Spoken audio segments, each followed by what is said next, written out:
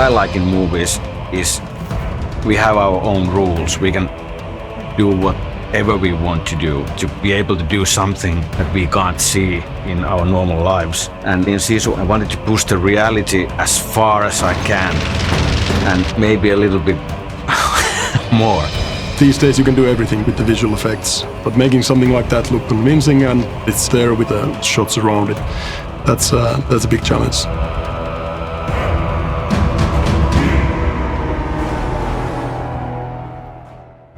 The VFX supervisor is kind of on top of the visual effects work in the film, and that's mainly concerning the post-visual effects. But I was on board pretty early on, so I was working on key art that was used for the marketing in the very early stages, and then concept art as well. And from there, laying out key scenes in the film in terms of concepting and just to get the feel of them. I think it's important to storyboard them well and do good planning, and only then you are able to start breaking down them with crew-like VFX and physical effects.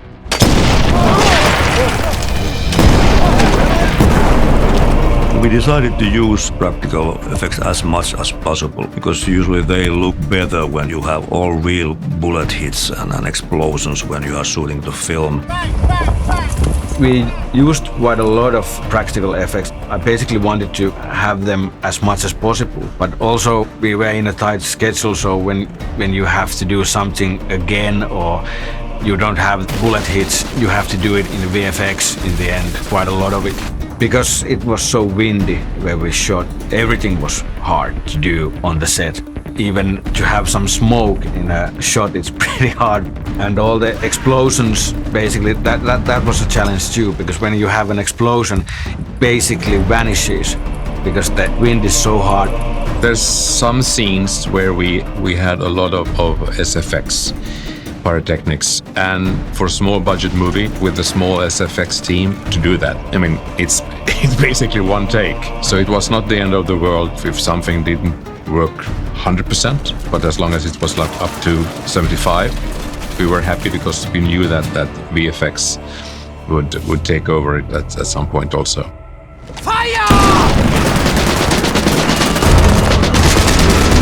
We decided in some point that we are not going to use like planks to have muzzle flames because we are mainly shooting daytime, so it wouldn't be so hard to do it like afterwards.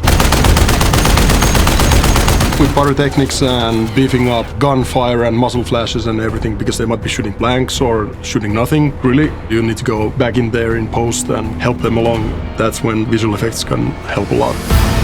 Let's say, for example, we had the tank there in the scene shooting, so the tank cannon might have had a huge bang on it, but no matter how realistic it is, tank firing tracer-like rounds, you want to show where it's coming from and where it's going. So obviously that's something that you wouldn't usually be able to shoot practically. So you want to put something in there and maybe just give it a little bit of flash and camera shake. We do also some blades where the tank is firing at the man riding the horse, but we didn't shoot that at the same time. So we shot first the tank firing and explosions and then the man riding the horse. This scene where Aatami is sheltering himself with this plate that he's using for finding gold in the rivers, that's all actually VFX. The hits, the bullet hits there. In that scene, there's backing up, only holding the pan, and we added the traces, the sparks, the bullet hits, and then the ground hits as well. VFX were involved during the shoot. Myself, I was on set for 2 weeks, and I had an on-set supervisor, Philip, pop up there to make sure that the shots are shot in a way that allows the VFX to be put in the optimal manner. For example, we have the minefield sequence when he's throwing the mines. But the mines, they were one asset that we had to make a digital duplicate of something that they had on set. Whenever you want to put something into the shot that doesn't exist there on set, you just want to make sure that it's happening in the optimal manner. So there's nothing crossing and we can actually execute the shot in post-production. We got gold! Thank you! Making something like CG blood look good, you always need to explore it and find out what is the style that the director prefers when it comes to, like, say, the amount of blood and the amount of general carnage that you have happening in the scenes. He usually wanted to have a lot of it, so that was one principle there. With SFX team, they did a lot of nice tests before the shoot. They explored the viscosity of the blood, for example, like what is giving the optimal kind of squirt of blood in the shots and how they wanted it to look. So we had pretty good handle on that when we started the post VFX work. Obviously, we put a lot of blood in a lot of the fighting scenes. So you want to find a good balance that is not distracting, but is giving the additional beef for the shots that the director is after. One of the most challenging sequences and shots would be the bombed Helsinki in the end of the film. We shot in the middle of Helsinki, and then we did some VFX extensions so that it looks like just after bombing. Jalmari wanted to go with something that is, just has the maximum visual impact. And obviously Helsinki Cathedral, that's a very impressive building itself. And then the Bank of Finland.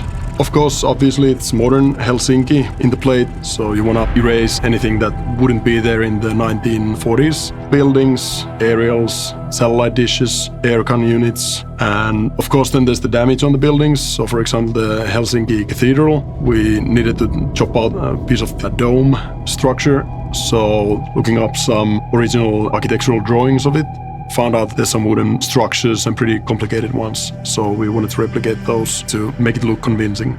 On top of that, all the smoke plumes from the situation in the city, and actually there's a lot of construction cranes in a wide shot like that of any modern city, so you can kind of hide a lot of that background stuff underneath layers of smoke and fog. I think the level of destruction is probably right considering the overall city, that, it wasn't bombed flat, but there's some buildings have taken damage.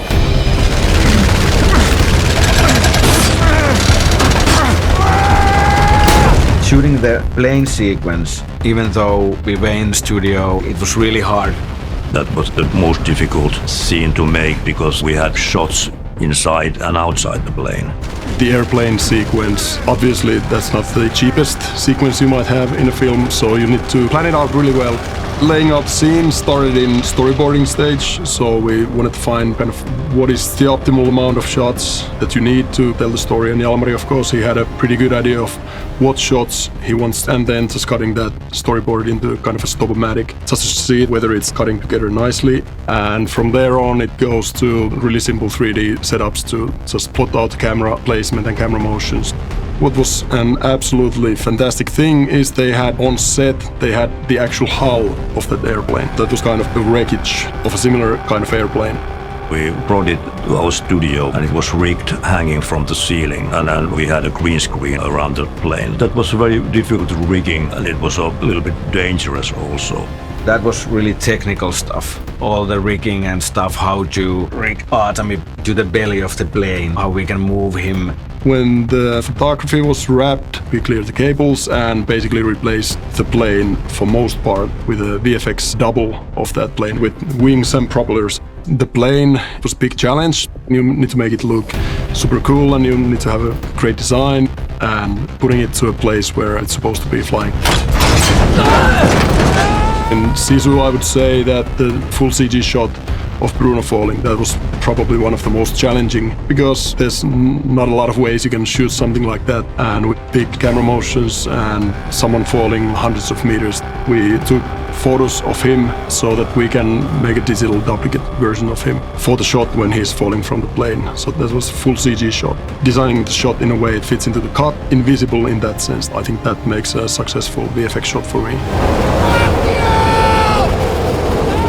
I'm pretty sure you will never see me doing a film which happens in a kitchen where husband and wife are arguing about some stupid shit. To me, you have to have a big adventure. If someone is immersed in the story with the visual effects, that's always, I think, the bottom line we're aiming for, as long as it falls into place really nicely into the flow of the shots in the film. I guess that's why I love VFX. There's always a full gamut of different types of shots, and you need to find the right balance to make it look convincing.